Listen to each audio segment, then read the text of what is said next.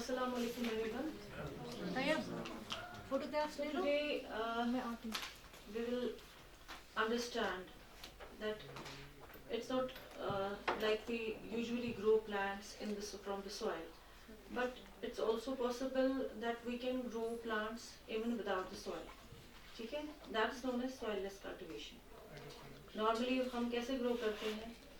We sow the seeds or the plants into the soil, but this technology can be new for you, but it is possible that we can grow our vegetables even without the soil. So we will have a look how is it possible. Ever wondering how a plant grows without the soil? Is it? But participants, I must tell you that it is possible. We can grow even plants without the soil. So those plants which we grow without the soil, they can be grown in the deserts, wherein the land which is not fertile or where we cannot produce any plants. ऐसी कोई soil जिसमें हम plants grow नहीं कर सकते हैं.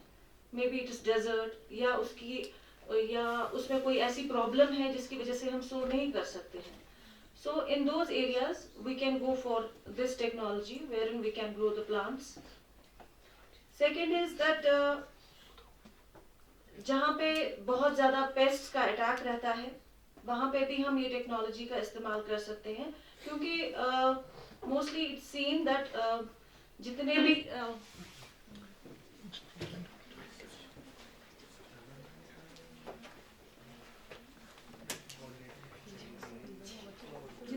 Eggs वगैरह होते हैं इंसेक्ट्स के, वो मोस्टली सॉइल में ही होते हैं, उनके लार्वा वगैरह. तो अगर हम सॉइल को ही एक्सक्लूड कर रहे हैं तो हम उन पेस्ट से भी उन प्लांट्स को बचा सकते हैं. तीसरा है कि ये टेक्नोलॉजी जो कि सॉइललेस टेक्नोलॉजी है, इसमें हम बहुत हद तक पानी को भी सेव करते हैं, जो कि एक इम्पॉर्टेंट रिसोर्स होता है. आपको पता ही होगा कि पानी जो है आहिस्ता आहिस्ता ख़त्म हो रहा है, कम हो रहा है दुनिया में. जो आज से 100 साल पहले था वैसा नहीं है. So what soilless cultivation? ये एक advanced method है. This is an advanced method for going for the cultivation of different crops. ठीक है?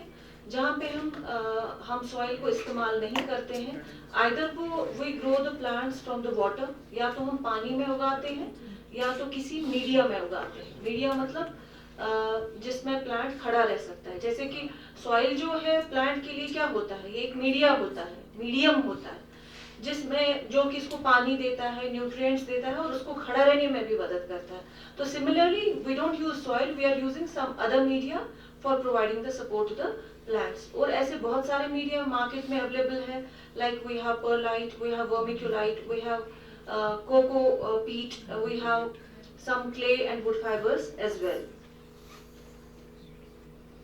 अब आप लोगों ने अगर शायद फर्स्ट टाइम सुना है, किसी ने फर्स्ट टाइम ही सुना होगा कि हम सॉइल के बगैर भी प्लांट्स ग्रो कर सकते हैं.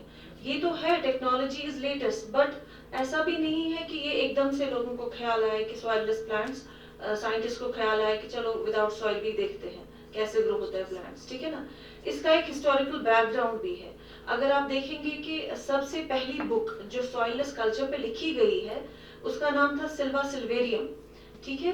ये फ्रांसिस बेकन ने लिखी है 1627. मतलब सोचो आज से कितने 100 साल पहले इस साइंटिस्ट को ख्याल आया कि हम प्लांट्स को विदाउट सॉइल भी उगा सकते हैं. देन द वर्ड हाइड्रोपोनिक्स, जो मतलब है हाइड्रो मतलब वाटर एंड पोनिक्स मतलब कल्चर, मतलब वाटर कल्चर. वाटर कल्चर ये एक टर्म है जो कि फर्स्ट टाइम यूज की ग्रेकन ने 1937 में. 1937, almost 90 years back, 95 years back, उसको ये आइडिया आया कि मैं पानी से ये प्लांट्स उगा सकता हूँ. सिमिलरली 1946 में ये जो हाइड्रोपोनिक्स कल्चर है ये इंट्रोड्यूस किया गया इंडिया में. 1946 में इंट्रोड्यूस किया गया by one scientist whose name was Sholto Douglas, and he established one laboratory in Kalimpong. Kalimpong एक जगह है वेस्ट बंगाल में जहाँ पे इसने 1946 में हाइड्रोपोनिक्स की एक लेबोरेटरी को एस्टैब्लिश किया. ठीक है? हमें तो नया नया लगता है, but it's history dates back even as 500 years old. So another technology in this soilless cultivation is nutrient film technique, जो कि एलन कूपर ने दी है 1960 में। उसने समझा है कि न्यूट्रिएंट फिल्म टेक्निक से भी हम प्लांट्स ग्रो कर सकते हैं। And similarly Jensen and Collins, इन्होंने एरोपोनिक्स डेवलप किया। एरोपोनिक्स होता है, एयर होता है, हवा, एंड पोनिक्स इज कल्चर, हवा का कल्चर, हवा में प्लांट्स उग रहे हैं, ठीक है। तो इसने ये शुरू किया कहां से? 1985 में।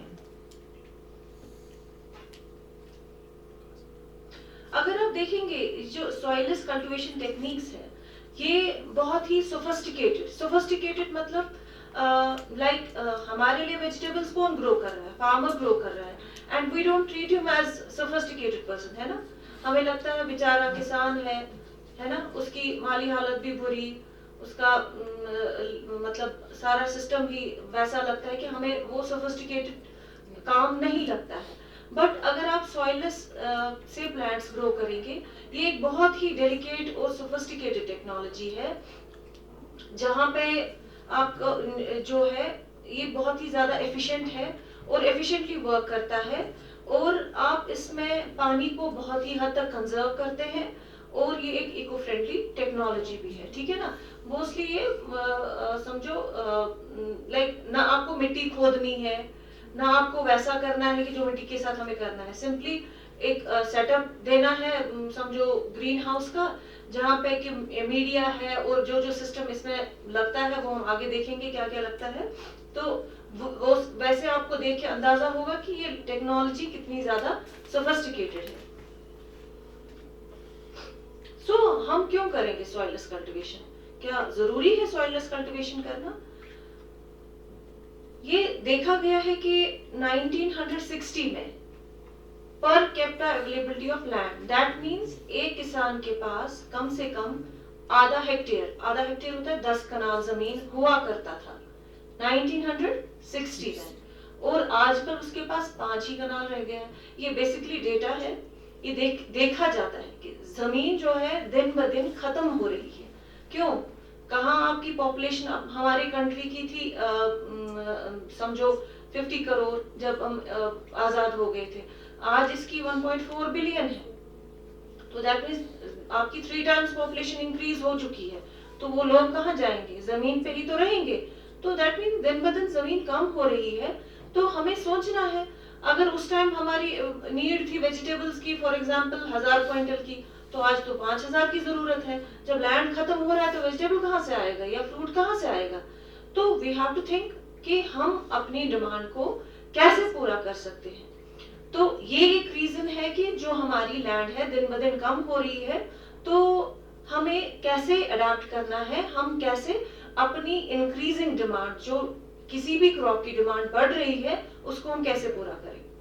साथ ही साथ जो हमारी जमीन है, बहुत सारी जमीन जो है वो अनफर्टाइल हो जाती है। बहुत सारे रीजंस हैं, एरोजन रीजन है, ठीक है ना।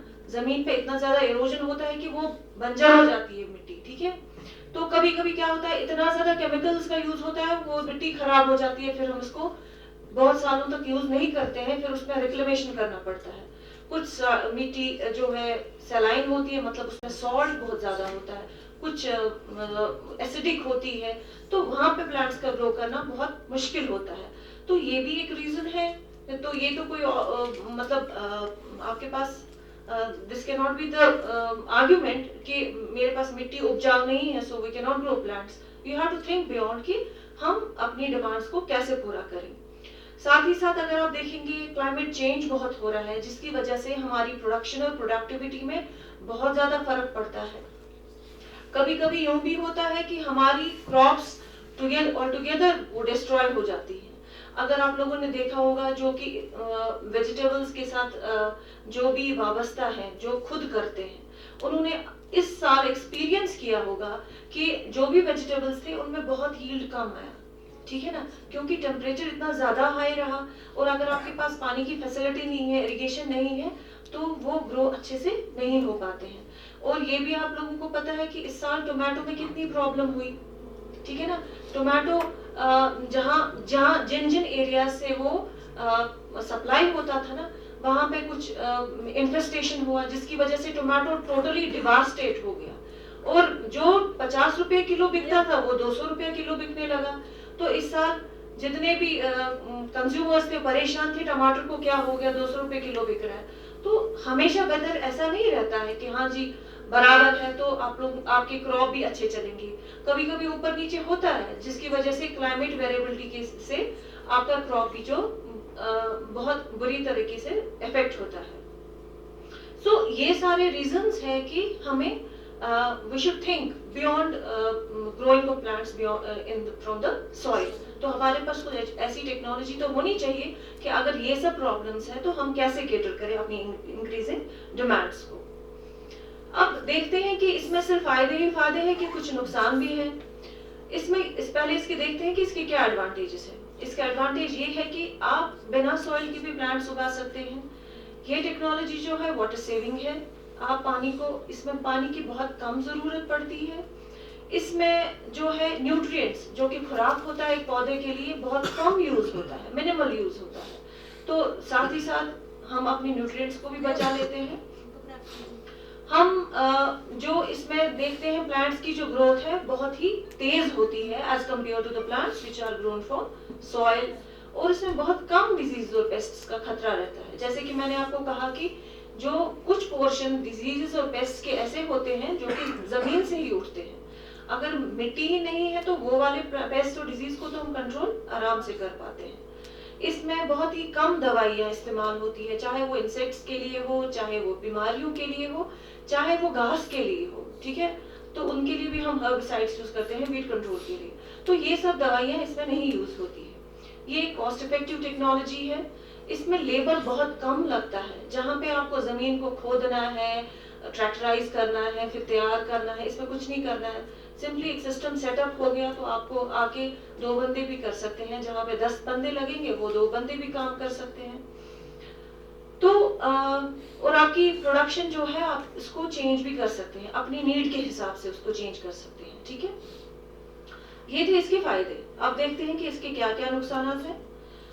इसमें क्या होता है कि ये एक ऐसी टेक्नोलॉजी है कि जिसमें आपको नॉलेज होना बहुत जरूरी है। ऐसा नहीं है कि आपको कहेंगे उठो जी सॉइललेस कल्चर करो तो आप कर सकते हैं, ऐसा नहीं है।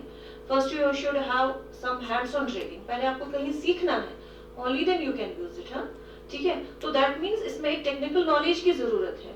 जब तक आपको वो नॉलेज नहीं मिलेगा तब तक आप नहीं कर सकते हैं। तो this becomes a disadvantage. Unless and until आपके पास कोई अपॉर्चुनिटी ही नहीं है सीखने की तो आप कहाँ सीखेंगे, ठीक है ना। तो इसमें इलेक्ट्रिसिटी के रिस्क एसोसिएटेड है। दैट मींस इसमें ऐसा सिस्टम है जिसमें बिजली का इस्तेमाल है। कभी अगर आपका मैसिव शटडाउन होता है तो आपका सिस्टम जो है सफर कर सकता है।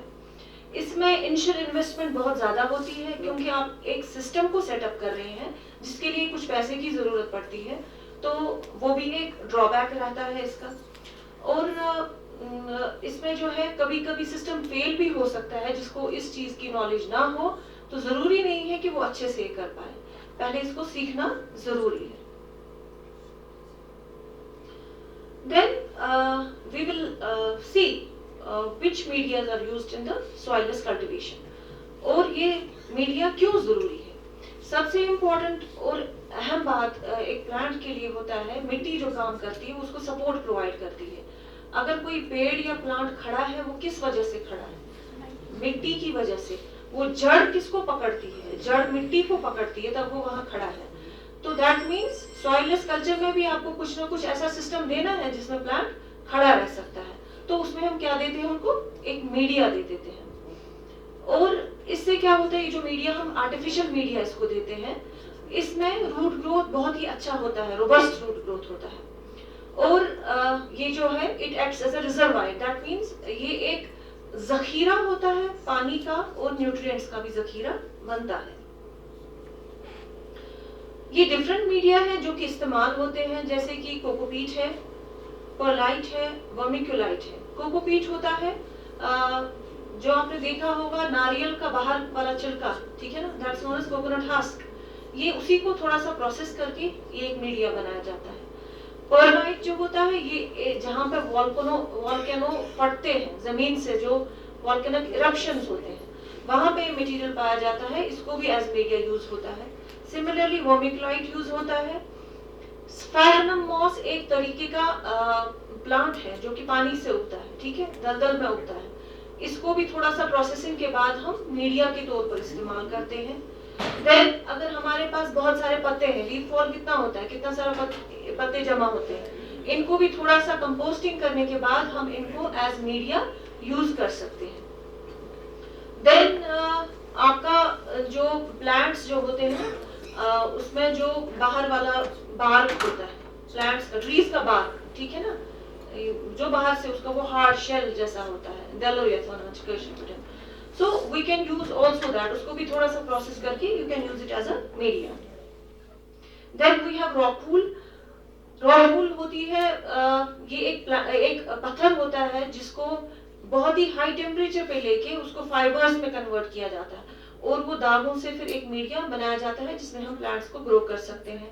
Similarly we can have the by product of the sugar industry, that's known as the baggage.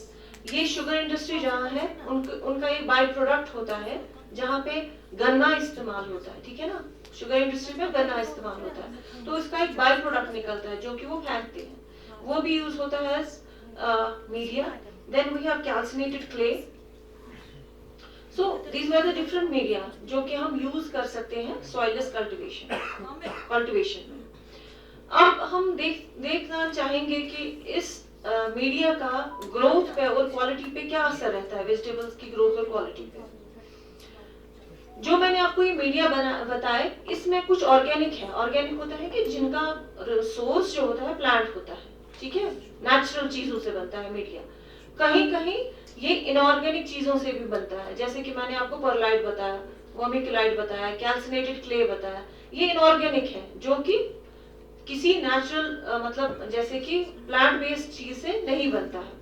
मगर दुनिया में सबसे ज्यादा इनऑर्गेनिक मीडिया ही यूज होता है। जो ऑर्गेनिक मीडिया है वो भी यूज होता है मगर बहुत कम होता है, 12% ही ऑर्गेनिक मीडिया यूज होता है।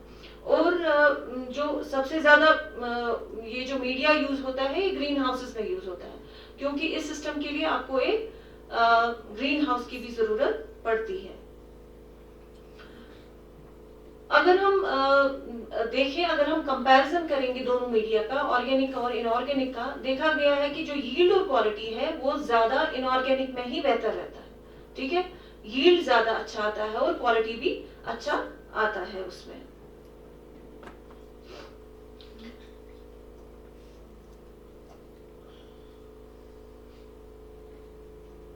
ये कुछ वेजिटेबल्स हैं जो कि हम ग्रो कर सकते हैं सॉइललेस कल्टीवेशन में। लेट्यूस नाम सुना है, this is a salad crop, ठीक है, ये आराम से उगता है सॉइललेस कल्टीवेशन में। स्पिनच पालक होती है, केल साग होता है, टोमेटो उगता है, क्यूकम्बर उगता है, कैप्सिकम भी उगता है, ठीक है।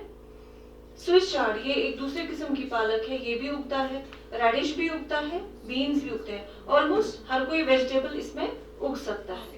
अब ये सॉइललेस कल्टीवेशन जो है इसमें बहुत सारे तरीके होते हैं करने के, ये एक ही सिस्टम नहीं है, इसमें बहुत सारे टेक्नोलॉजीज है, टेक्निक्स है ग्रो करने के। एक है सोल्यूशन कल्चर जिसको हम लिक्विड हाइड्रोपोनिक्स बोलते हैं, जिसमें कि प्लांट्स पानी से उगते हैं। उसके भी दो तरीके हैं, एक है सर्कुलेटरी मेथड, दूसरा है नॉन सर्कुलेटरी मेथड। दूसरा कल्चर है सॉलिड मीडिया कल्चर जिसमें कि मीडिया का इस्तेमाल करना पड़ता है। तीसरा है एरोपोनिक्स जिसमें मीडिया का इस्तेमाल नहीं करना पड़ता है, हवा में ही प्लांट्स को उगाया जाता है। पहले देखेंगे हम लिक्विड हाइड्रोपोनिक्स क्या होता है। ये एक ऐसा सिस्टम होता है, आप देख रहे हैं कि जिसमें पाइप्स लगी होती है और इन पाइप्स में ऊपर से होल्स बने होते हैं और इन होल्स में एक छोटा सा स्टैंड दिया जाता है जिसके अंदर प्लांट डाला जाता है और उस प्लांट के जो रूट्स हैं इस पाइप में लटक रहे होते हैं और इस पाइप में मोटर के जरिए एक पानी लिक्विड न्यूट्रिएंट सॉल्यूशन डाला जाता है जिसमें कि न्यूट्रिएंट मिक्स होता है और जो प्लांट्स जो है वो पानी और न्यूट्रिएंट्स वहां से लेके ग्रो हो सकते हैं। तो this is the circulatory method. Circulatory method क्या होता है, जहां पे वो जो लिक्विड सॉल्यूशन आप इनको देते हैं वो उनका खुराक होता है उसमें पानी भी होता है, उसमें न्यूट्रिएंट्स भी होता है, उसको हम बार बार रिपीट करते हैं, बार बार चलाते हैं। मतलब ये एक पाइप का नेटवर्क होता है जो कि मोटर से हर पाइप में ये पानी चला जाता है, वापस बाद में ये टंकी में जमा होता है, फिर से सर्कुलेट होता है। तो ऐसे ही ये सर्कुलेशन में ये मीडिया रहता है, तो इसको हम बोलते हैं सर्कुलेटरी मेथड।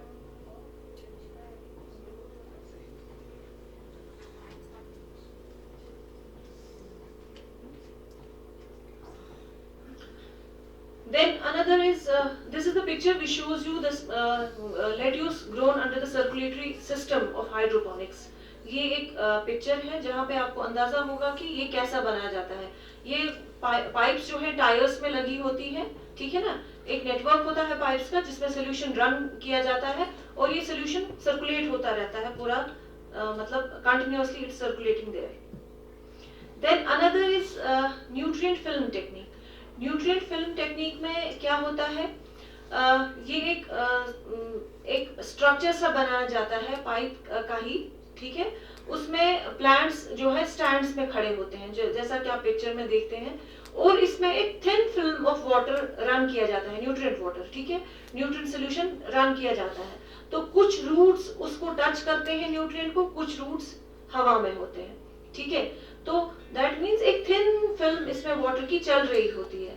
प्लांट के लिए न्यूट्रिएंट इंपॉर्टेंट है, वाटर इंपॉर्टेंट है, और एयर भी उतना ही ज्यादा इंपॉर्टेंट है। जो रूट्स पानी को टच कर रहे हैं वहां से वो पानी और न्यूट्रिएंट्स लेते हैं, जो हवा में रूट्स हैं वो वहां से हवा लेते हैं, क्योंकि अगर आपको एयर नहीं होगा ना प्लांट को, वो ग्रो नहीं हो सकता है, ठीक है। तो इसमें एक बिल्कुल हल्की सी थिन फिल्म सी पानी जो है मोटर के जरिए सर्कुलेट की जाती है, ऐसे जैसे कि आप पिक्चर में देख सकते हैं। तो इसमें भी मोटर लगा होता है और ये पानी मोटर के जरिए सर्कुलेट होता है इन पाइप्स में।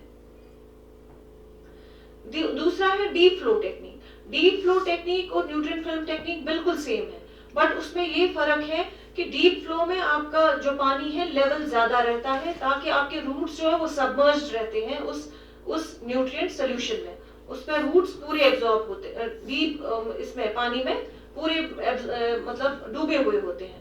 मगर इसका एयर जो है हम आर्टिफिशियल एयर सर्कुलेशन इसमें होता है, क्योंकि एयर भी उतना ही इंपॉर्टेंट है जितना कि वाटर और न्यूट्रिएंट्स होते हैं।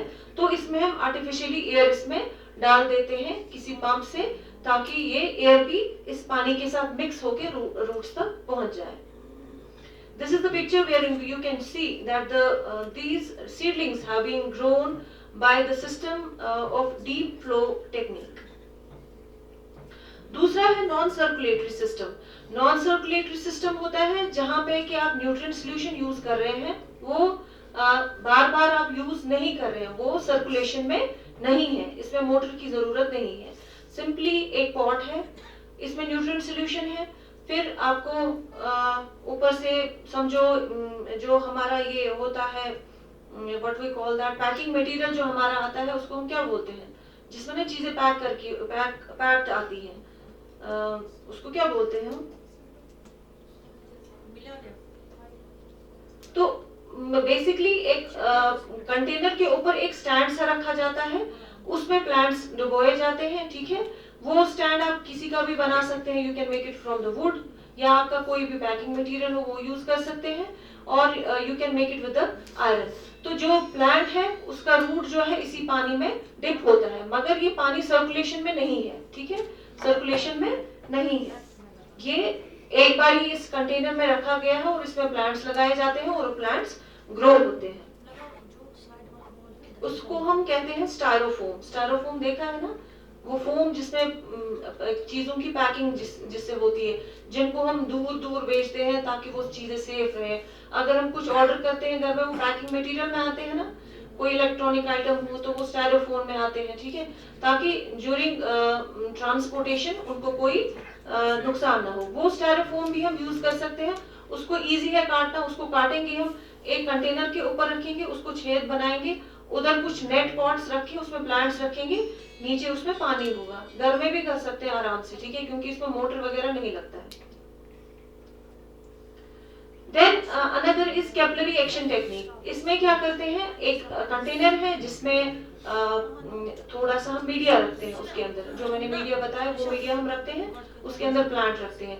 फिर ये कंटेनर जो है उसके बेस में कुछ छेद बनाए जाते हैं और उसको हम रखते हैं एक ट्रक में जिसमें कि सोल्यूशन होता है। बाहर से आप देख रहे हैं कि एक छोटा सा कंटेनर है जिसमें पानी है, ये न्यूट्रिएंट है, और इस कंटेनर को हम उसमें रखते हैं। ये बेसिकली क्या होता है कि जो मीडिया है उसमें कैपिलरी एक्शन से ये पानी चला जाता है, मतलब वो जज्ब करता है, उस पानी को जज्ब करता है न्यूट्रिएंट्स के साथ और वो प्लांट्स तक पहुंच जाता है।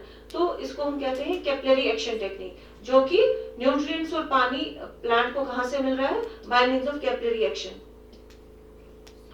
देन सॉलिड मीडिया कल्चर, जिसमें बहुत सारी टेक्निक्स है ग्रो करने के। First is hanging bag technique. आप देख सकते हैं कि इसमें एक बैग है जो लटक रहा है, ये बैग लगभग 1 मीटर लंबा है और उसमें बहुत सारे छेद किए गए हैं, इसके अंदर मीडिया भरा है और फिर आप देख सकते हैं कि इसमें कितने सारे प्लांट्स ग्रो होते हैं। This system is good for growing the leafy vegetables, जैसे आपका पालक है, लेट्यूस है, देन यू हैव मेथी, ठीक है ना, तो ये चीजें हम इसमें आराम से उगा सकते हैं। ये बैग्स लटक रहे होते हैं और इनमें ओपनिंग्स बनाई जाती है, बीच में इसमें मीडिया भरा जाता है और फिर प्लांट्स आराम से ग्रो हो सकते हैं। And we can hang them anywhere, जहां भी एक सपोर्ट सिस्टम हो वहां पे इनको लटका के ग्रो कर सकते हैं।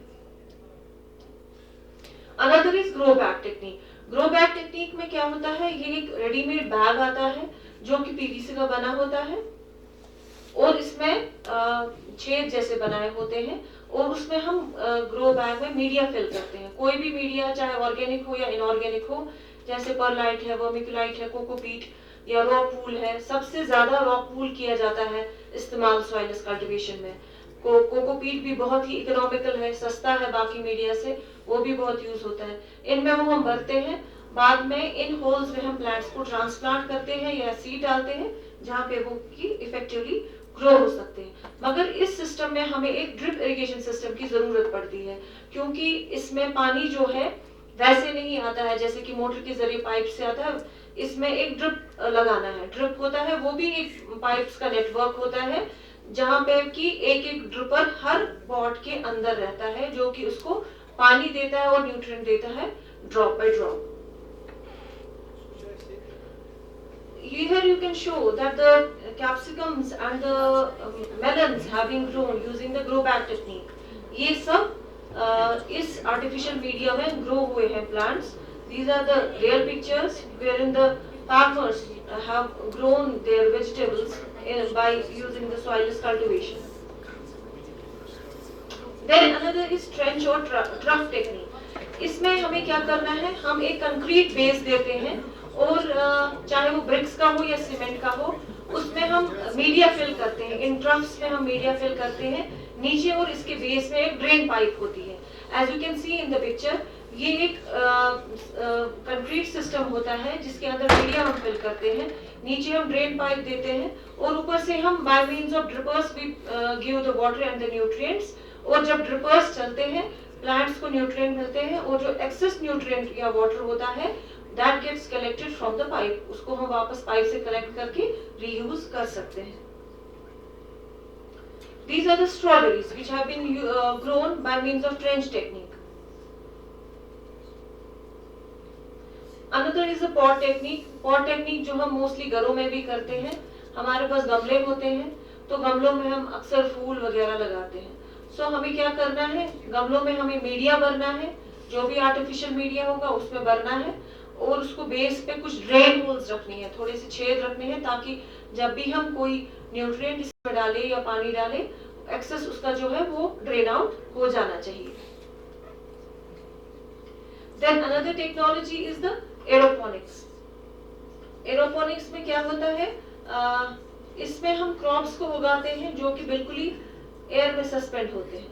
क्या किया जाता है कि अगर एक ग्रीन हाउस है उसको एक फ्रेम नेटवर्क, एक फ्रेम सा बनाया जाता है टॉप पे और उस टॉप में हम प्लांट्स लगाते हैं, कुछ स्टैंड्स फिक्स किए जाते हैं, उसमें हम प्लांट्स रखते हैं, ठीक है। उनके जो रूट्स होते हैं वो एयर में सस्पेंड रहते हैं, मतलब लटक रहे होते हैं एयर में। फिर इसमें by means of motor we sprinkle this nutrient solution. Nutrient solution nozzle से स्प्रे किया जाता है इस ग्रीन हाउस में। समझो ये ग्रीन हाउस है, यहाँ पे 5-10 स्प्रिंकलर्स लगे हैं, वो घूम रहे हैं, उनसे पानी निकल रहा है, वो न्यूट्रिएंट निकल रहा है। ये जो लटक रहे हैं roots, they absorb the nutrients and the water and the air as well, और उस टेक्निक से भी प्लांट्स ग्रो हो सकते हैं। This is the picture. आप देख सकते हैं कि पोटैटो ऐसे बहुत ही ज्यादा ग्रो होता है एरोपोनिक्स में।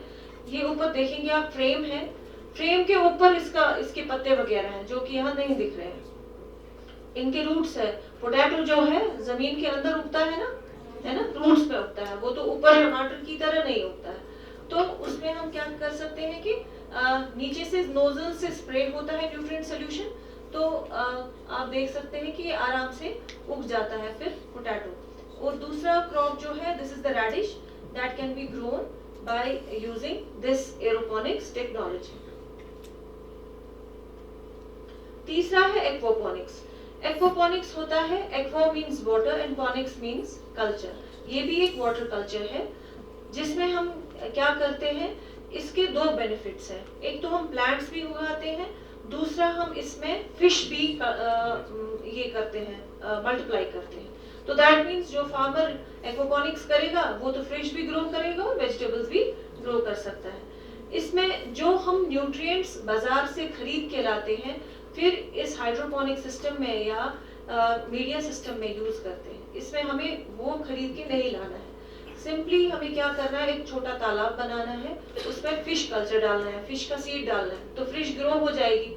जो फिश का फीकल मैटर है, मतलब जो उसका एक्सक्रीटा है, वो पानी में मिक्स होता है।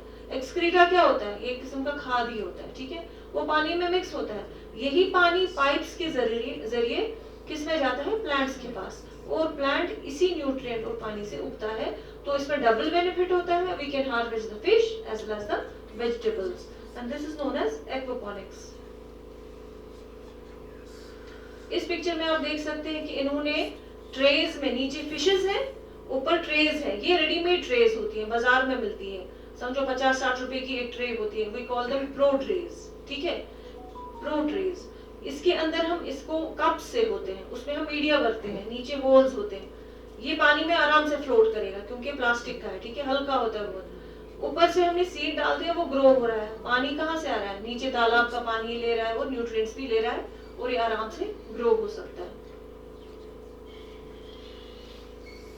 अब we will see what the difference between the media system and the nutrient system. जहाँ पे मीडिया से प्लांट्स ग्रो हो रहे हैं या जहाँ से न्यूट्रिएंट्स में, पानी से, ठीक है ना, जहाँ पे हमने न्यूट्रिएंट फिल्म टेक्निक देखा, डीप फ्लो टेक्निक देखा, उसमें पानी का ही इस्तेमाल होता था ना। दूसरा हमने देखा बैक कल्चर, जहाँ पे मीडिया इस्तेमाल होता है। दोनों में कितना फर्क है, इरिगेशन में, इरिगेशन की यूजेज में, फर्टिलाइजर में कितना सेव होता है, ठीक है ना।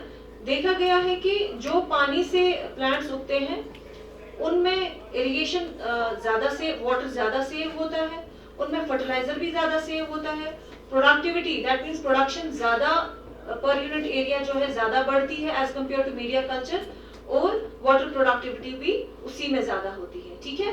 दैट मीन्स मीडिया से ज्यादा बेनिफिशियल कौन है, जहां पे वाटर इस्तेमाल होता है।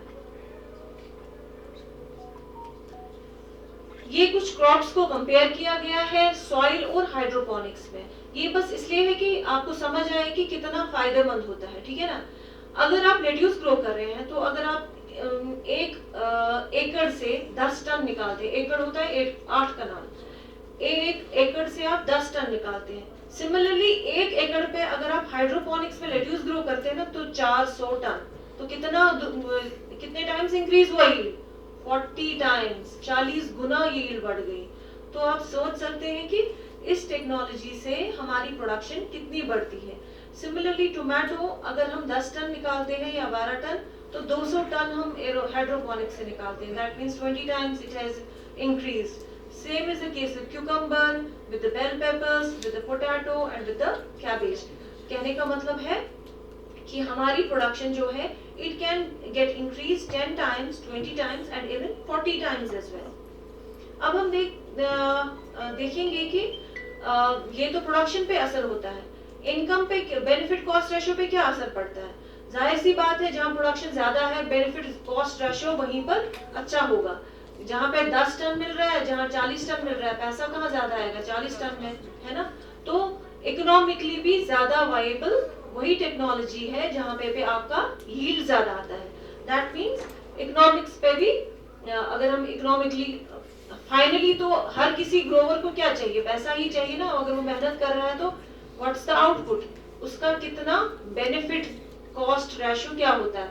कॉस्ट होता है कि मैंने कितना इस पे खर्चा है, और बेनिफिट होता है मैंने उससे कितना एक्सट्रैक्ट किया, कितना मुझे फायदा हुआ. तो बेनिफिट कॉस्ट रेशियो जो है हाइड्रोपोनिक सिस्टम का ज्यादा है as compare to the soil system.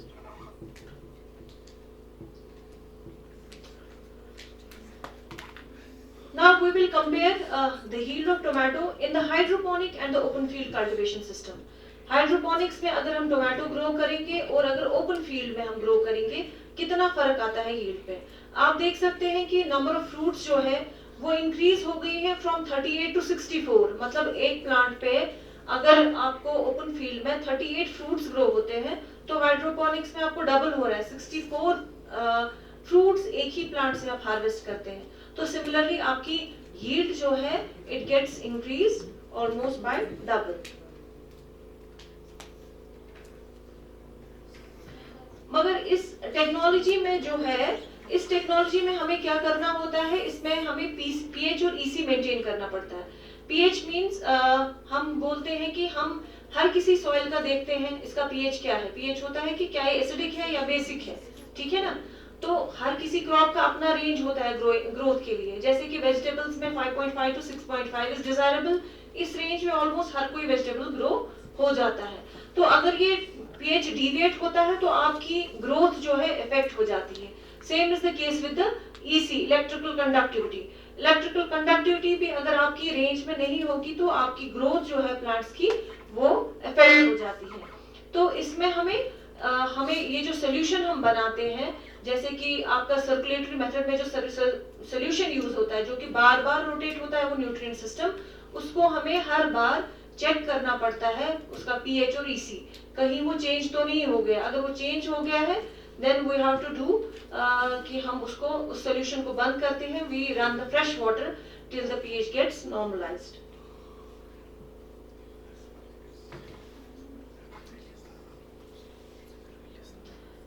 This is the video, this is the growing, in France they have grown the strawberry in this nutrient film technique. आप देख सकते हैं कि कितना बड़ा फार्म है और इन्होंने यहाँ पे स्ट्रॉबेरीज उगाए हैं बाय एनएफटी टेक्नोलॉजी. और कितना नीट एंड क्लीन है ना. लगता है कोई भी जाके काम कर सकता है ना. इसमें वो मिट्टी वाला काम नहीं है जैसे कि फार्मर को करना पड़ता है. तो बहुत ही सोफिस्टिकेटेड टेक्नोलॉजी है and anyone who has expertise in this can do it very easily.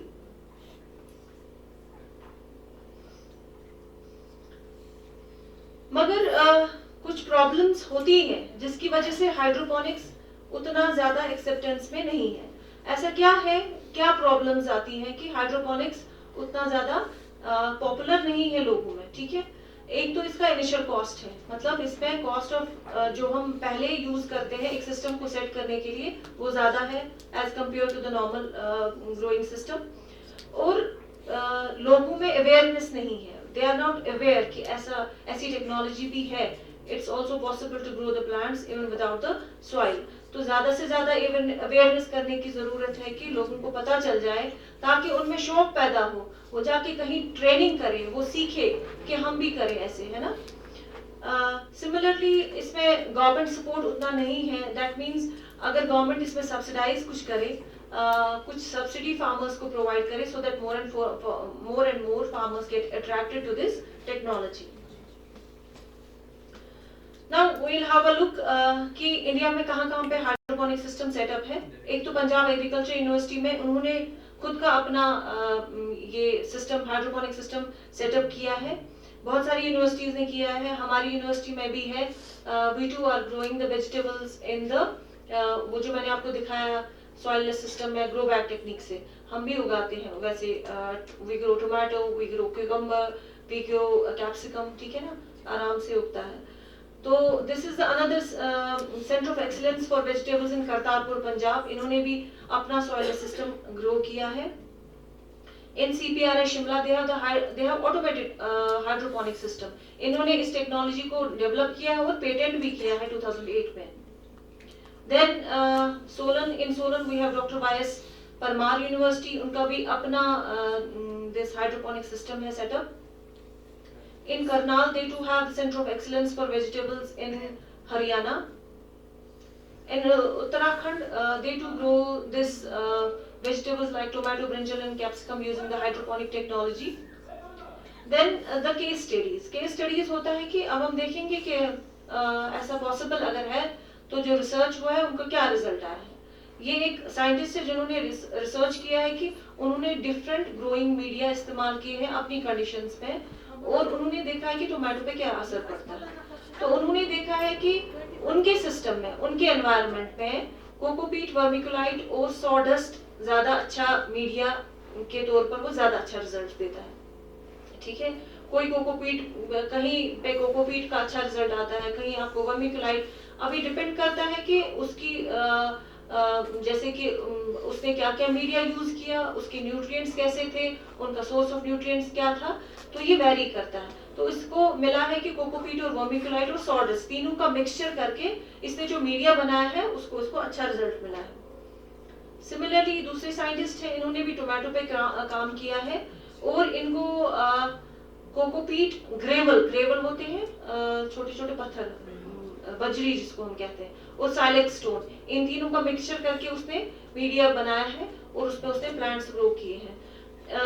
Do you know that it's even possible to grow the plants from the in this stone culture? जो बजरी होती है उससे भी plants उगाते हैं. ठीक है, उसमें भी अगर आप ड्रिप लगाएंगे ना, ठीक है, तो उसको किसी मीडिया के साथ मिक्स करेंगे ना, उसमें भी प्लांट्स उग सकते हैं. जैसे कि इसने कोकोपीट के साथ ग्रेवल को मिक्स करके टोमेटो उगाया है. Now this is the comparison between the hydroponics and the aeroponics. इसने दो सिस्टम्स को इवैल्यूएट किया है, हाइड्रोपोनिक्स और एरोपोनिक्स को, और इसने देखा है कि एरोपोनिक्स में इसको ज्यादा यील्ड अच्छी आती है एज कंपेयर टू हाइड्रोपोनिक्स. देखो टोमेटो, इसको पोटैटो कितने बड़े बड़े बने हैं, तो इसको ये पता चला है कि एरोपोनिक्स में ज्यादा यील्ड इंप्रूव हो जाती है एज कंपेयर टू हाइड्रोपोनिक्स.